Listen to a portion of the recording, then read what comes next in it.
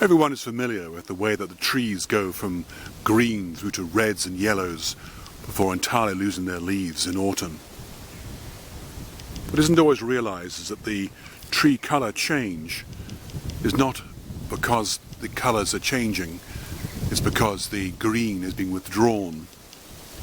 The green being the main pigment of a plant, chlorophyll, the most important one for capturing the most energetic forms of the wavelength of light.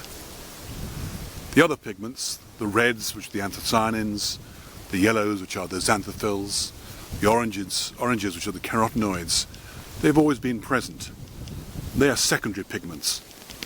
Their job is to mop up the wavelengths which are less useful directly to the plant, but are still significant in terms of worth capturing.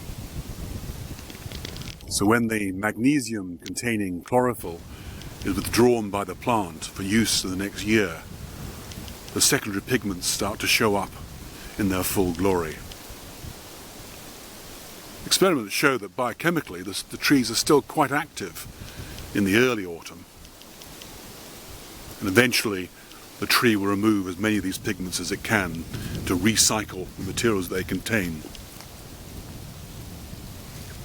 Also, one oddity is that the colour green of the trees in summer, late spring, is due to the fact that the pigments they contain do not absorb the green light.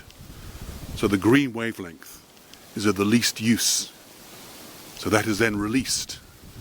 So when we see the green plants, we're seeing the wavelength they don't use, whilst the other colours are being absorbed and used in photosynthesis.